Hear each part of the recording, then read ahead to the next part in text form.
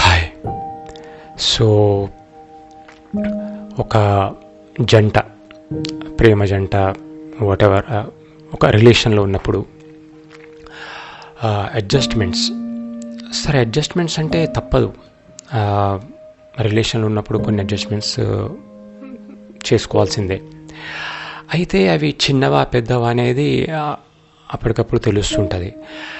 కాకపోతే ఆ రిలేషన్ అంటే ఆ పెళ్ళి కాకుండా ఒక రిలేషన్లో ఉన్నప్పుడు వాళ్ళు ఫ్యూచర్లో ఒకవేళ అంటే ఒక పెళ్ళితోటి ఒకటి అవుతారు అనుకున్నప్పుడు మరి వాళ్ళు అంటే వాళ్ళ రిలేషన్ బాగుంటుందా లేదా అని జడ్జ్ చేసుకోవచ్చా అంటే ఒక చిన్న ఎలిమెంట్ తోటైతే చేసుకునే ప్రయత్నం చేయొచ్చు. లైక్ ఇప్పుడు ఫర్ ఎగ్జాంపుల్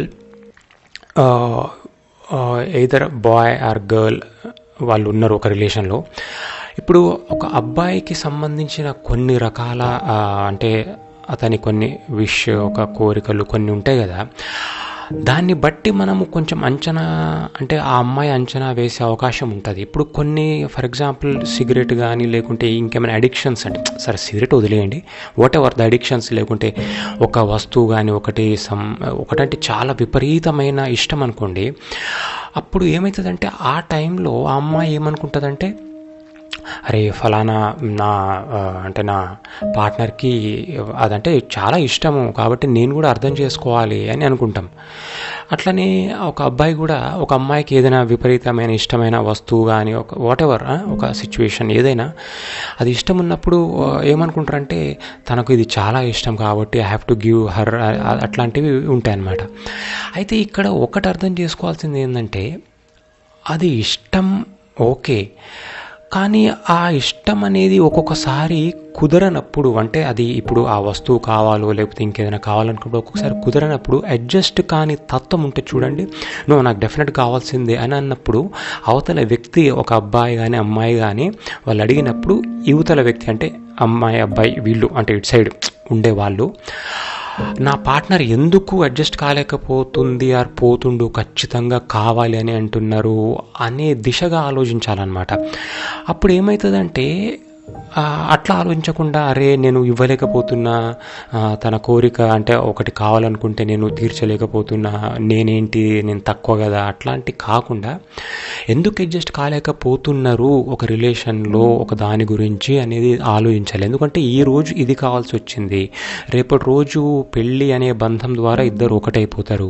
ఒకటైపోయిన తర్వాత కూడా చిన్న చిన్న విషయాలు, పిల్లలు అయిపోయిన తర్వాత కూడా ఫలానా ఈ స్కూల్లో అని ఒకరంటే ఆ స్కూల్లో అని ఒకరు అనడం, లేకుంటే ఇంట్లో వస్తువులు కావచ్చు, లేకుంటే ఇంకేదైనా కావచ్చు, లేకపోతే ఇల్లు కడుతున్నప్పుడు ఒక స్టైల్ కావచ్చు, ఈ డిజైన్ అంటే ఆ డిజైన్, ఇట్లాంటి అడ్జస్ట్మెంట్స్ చాలా ఉంటాయి లైఫ్లో. ఒకసారి రిలేషన్ స్టార్ట్ అయ్యి పెళ్ళి అనే బంధంతో మళ్ళీ స్టార్ట్ అయినప్పుడు అట్లాంటప్పుడు చిన్న చిన్న అడ్జస్ట్మెంట్స్కి ఒకరు అంటే కొంచెము ఫీజిబుల్గా ఉంటున్నారా లేదా, లేకపోతే ఖచ్చితంగా కావాలి ఫలానా సినిమాకి పోవాలంటే నేను పోవాల్సిందే అని స్టార్టింగ్ స్టేజ్లో ఉన్నప్పుడే వాళ్ళు పట్టుబట్టారు అనుకోండి, సో ఫ్యూచర్లో కూడా మనము ఎట్లా ఉండబోతుంది అని కొంచెం మనము అంచనా వేయగలము. కొంచెం కాదు, డెఫినెట్గా చాలా అంచనా వేయచ్చు. కాకుంటే ఆ ఏజ్లో ఇద్దరు కూడా టెండర్ థాట్స్ ఉంటాయి కాబట్టి వాళ్ళు ఏంటంటే అది అంతవరకే అనుకుంటారు. కానీ ఇప్పుడు మనం నిజంగా కొంచెం స్టడీ చేసాం అనుకోండి, అంటే ఒక కొంచెం మెచ్యూర్డ్ వే తోటి అర్థమైపోతుంది. అంటే